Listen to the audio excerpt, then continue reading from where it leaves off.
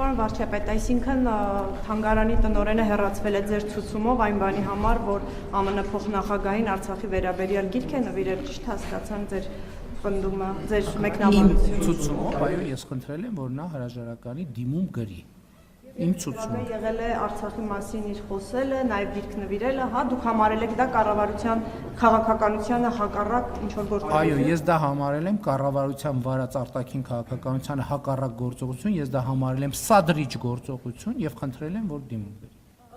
Պարոն վարչապետ, այդ դեպքում հնարավոր է դուք հոգևորականների հետ կապված այս ամբողջ process-ը սկսել եք հենց այդ պատճառով, որ նրանք մշտապես խոսել են Արցախի մասին, իսկ մնացած ամեն ինչը եղել է փաթեթավորում այդ հարցի, եւ դուք հայտարարեցիք, որ ինքնիշխան երկրները իրենց տարածքում գործողություններ են իրականացնում, ինչ որ ամրաշինական աշխատանքներ են կատարում։ Բաքուն Հայաստանի օկուպացված տարածքներում ամրաշինական աշխատանքներ առհասարակ կատարել է։ Ընդհանրապես արձանագրենք, որ ես նախկինում ասել եմ Մայրաթորի հետ կապված բոլոր խնդիրները եւ ես կարծում եմ, որ Կտրիչ Ներսիսյանը եւ իր խմբակը կառավարվում է պետական անվտանգության կոմիտեի գործակալի խողովակով եւ տրամաբանությամբ։ Ես սա երբեք չեմ էլ թաքցրել,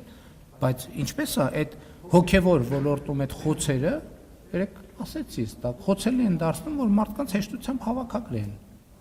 եւ օգտագործեն ոնց ուզում են։ Սա պետական անվտանգության հարց է։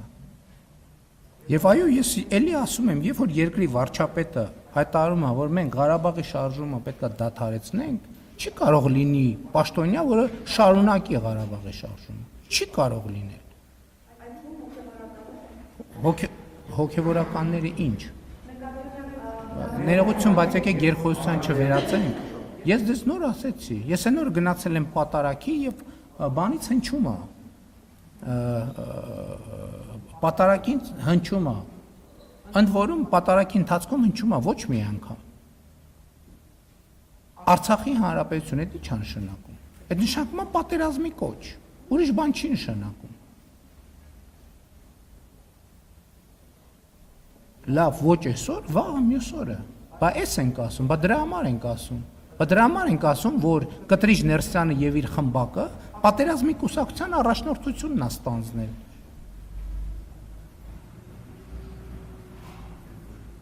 Պետքա չլինի այդպիսի բան։ Պետքա չլինի։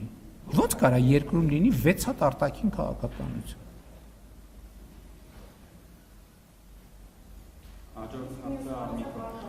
Հայաստանի օկուպացված տարածքներում երբևէ ամրաշինական աշխատանքներ դիրքեր։ Գիտեք,